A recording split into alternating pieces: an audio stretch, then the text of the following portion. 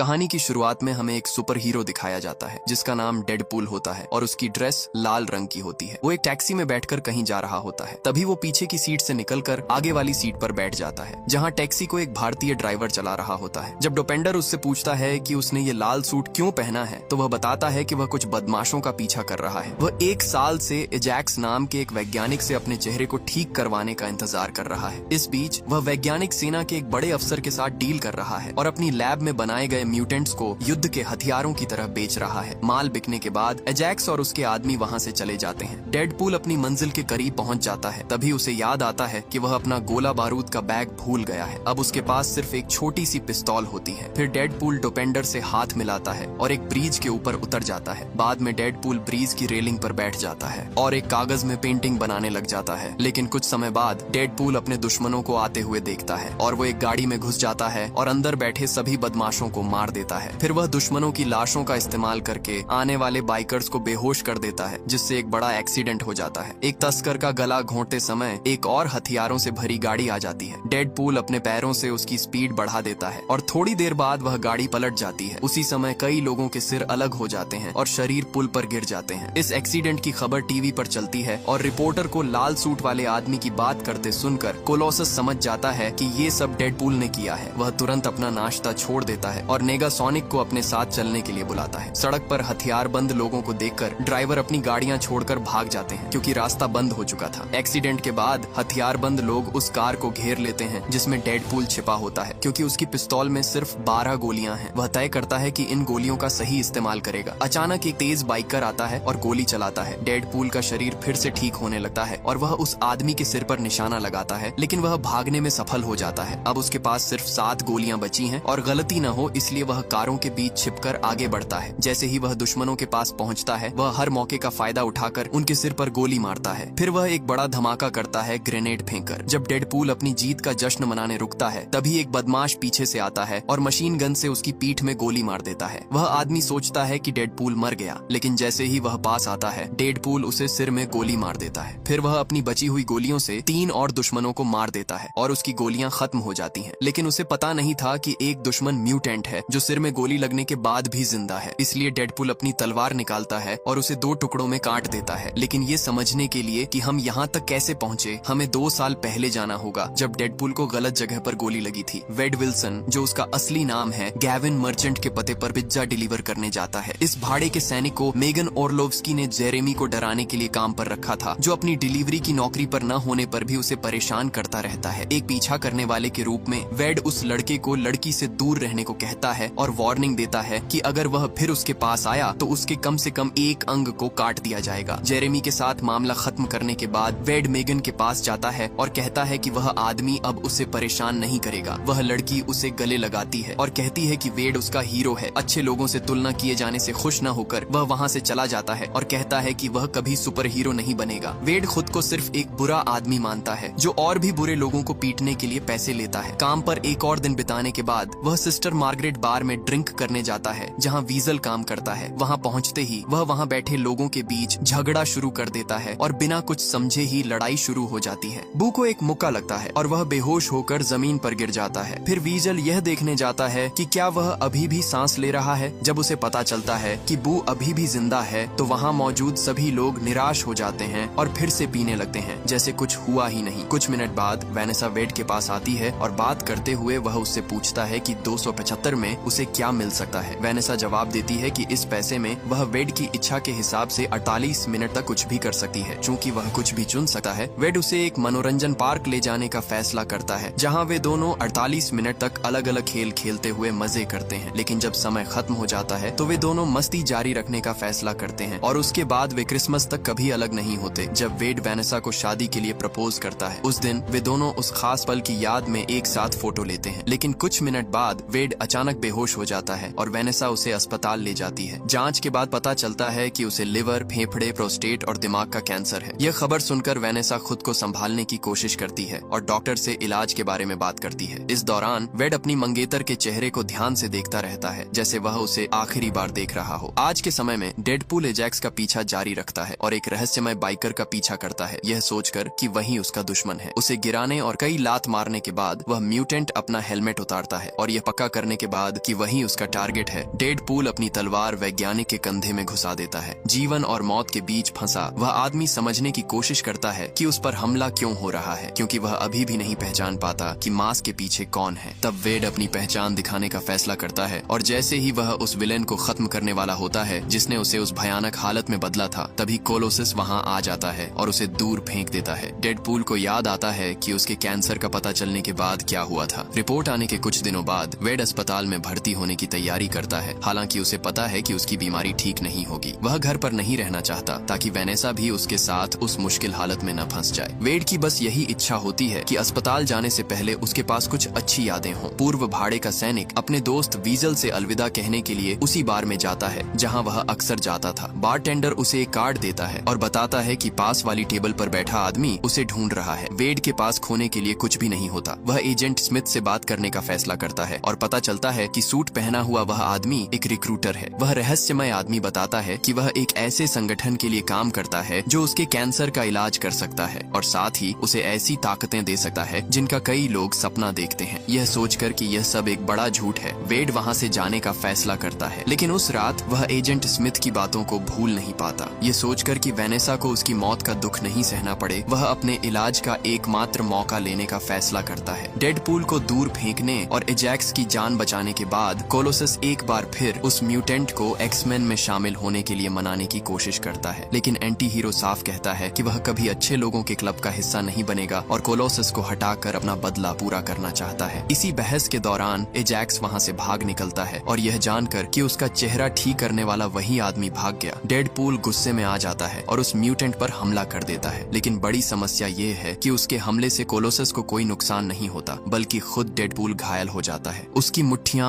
और टखने टूट जाते हैं। इसके बाद डेडपूल को हथकड़ी लगा दी जाती है और कोलोसस उसे प्रोफेसर एक्स से मिलवाने के लिए ले जाना चाहता है। जैसे ही उसे सड़क पर घसीटा जाता है, वेड अपनी चाकू वाली मुट्ठी खोलता है और हथकड़ी से निकल जाता है। फिर वह एक गुजरते ट्रक के पीछे कूद जाता है और कचरे के ढेर में गिरकर खुद को छुड़ा लेता है। डेडपूल उस फैसले को याद करता है जिसने उसे इस हालत में पहुंचा दिया। वह वही पल था जब उसने उस प्रयोग में हिस्सा लेने के लिए हाँ कहा था, बस इस उम्मीद में कि वह अपनी प्रेमिका के साथ लंबी जिंदगी जी सके। प्रयोगशाला में पहुंचते ही पहले ही मिनट में उसे समझ आ जाता है कि वह बड़ी मुसीबत में फंस गया है, लेकिन अब पीछे हटना संभव नहीं है। उसे तुरंत एक स्ट्रेचर पर बांध दिया जाता है और वहीं उसकी मुलाकात डॉ एजैक्स से होती है। एजैक्स साफ साफ कहता है कि यह प्रयोग बहुत ज्यादा दर्द देगा, लेकिन अगर वह बच गया तो वह एक अजेय मशीन बन जाएगा। फिर वैज्ञानिक उसे एक सीरम का इंजेक्शन देता है जो उसके डीएनए में छिपे म्यूटेंट जीन को एक्टिव करता है। लेकिन इस दवा के काम करने के लिए वेड को बहुत ज्यादा तनाव से गुजरना पड़ता है। इस इलाज का हर व्यक्ति पर अलग असर होता है। वैज्ञानिक एंजेल के दाहिने हाथ में अलौकिक ताकत आ गई है और एजैक्स की प्रतिक्रिया बहुत तेज हो गई है। साथ ही उसकी नसें नष्ट हो चुकी हैं, जिससे उसे अब दर्द महसूस नहीं होता। आने वाले हफ्तों में वेड को कई तरह की यातनाएं दी जाती हैं। उसका शरीर एड्रेनालाइन से भर जाता है और वह जीने की चरम कोशिश करता है। क्योंकि उसके म्यूटेंट जीन अभी तक एक्टिव नहीं हुए थे, इसलिए एजैक्स और उसकी टीम उसे लगातार दर्द देते रहते हैं। उसे अलग अलग और लगातार दर्दनाक तरीकों से यातना दी जाती रहती है जब तक कि उसका म्यूटेशन न हो जाए या उसकी मौत न हो जाए। इतनी भयानक हालत में होने के बावजूद वह अपना ह्यूमर नहीं खोता और आखिर में डेविड कनिंघम से दोस्ती कर लेता है, जो एक और मरीज है जिसे जबरदस्ती वहाँ रखा गया है। आखिरी कोशिश के तौर पर एजैक्स उसकी ताकत जगाने के लिए उसे एक ऑनऑक्सीजन चैम्बर में डालता है, जहाँ ऑनऑक्सीजन को इतना कम कर दिया जाता है कि मरीज को लगता है कि वह घुट रहा है। जब वह बेहोश होने वाला होता है तो ऑक्सीजन फिर बढ़ा दी जाती है और यह प्रक्रिया कई घंटों तक दोहराई जाती है ताकि उसे सबसे बड़ी यातना दी जा सके। वेड को समझ आ जाता है कि यह प्रयोगशाला सुपर हीरो नहीं बनाती, बल्कि सुपर सोल्जर बनाती है, जिन्हें एक कॉलर से कंट्रोल किया जाता है और बाद में उन्हें बेच दिया जाता है। वह इसी हालत में रहता है जब तक कि उसका म्यूटेशन आखिरकार शुरू नहीं हो जाता और वह एक डरावना रूप ले लेता है। इस म्यूटेशन की वजह से उसका कैंसर कम होने लगा है। ऑक्सीजन चैम्बर में वापस भेजे जाने से पहले वह पास आ रहे म्यूटेंट को सिर मारता है और उससे माचिस की तीली छीन लेता है जो वह अपने मुंह में रखती है। फिर डेडपूल अपनी उंगलियों से आग जलाता है जो ऑक्सीजन के संपर्क में आते ही एक बड़ा विस्फोट कर देती है और प्रयोगशाला का ज्यादातर हिस्सा नष्ट हो जाता है। उसी समय एजैक्स यह देखने के लिए वहां आता है कि क्या हुआ है और उसे पता चलता है कि वेड भाग गया है। वह आदमी पूरी ताकत से अपने दुश्मन पर हमला करता है, लेकिन उसे मारने से रुक जाता है क्योंकि वैज्ञानिक कहता है कि वही उसका चेहरा ठीक कर सकता है। ये सुनकर वेड थोड़ा ढीला पड़ जाता है और एजैक्स मौके का फायदा उठाकर उसे हरा देता है। अपने दुश्मन को गिराने के बाद वह एक लोहे की छड़ उठाता है और उसे वेड के शरीर में घुसाकर उसके दिल को छेद देता है। बेहोश होने से पहले वेड अपने दोस्त डेविड को जमीन से बंधा हुआ देखता है और आग उसे जलाने ही वाली होती है। कुछ घंटों बाद वह होश में आता है और समझता है कि उसे सिर्फ कैंसर का ही नहीं बल्कि हर बीमारी का इलाज मिल गया है, लेकिन उसके लिए सिर्फ एक ही चीज मायने रखती है। अगले दिन वेड वेनेसा से मिलने जाता है और उसे सब कुछ बताना चाहता है। वह जैकेट पहनता है, अपने सिर को हुड से ढकता है और सड़कों पर उसका पीछा करता है। जहाँ भी वह जाता है लोग उसे देखकर डर जाते हैं और वह खुद भी डरता है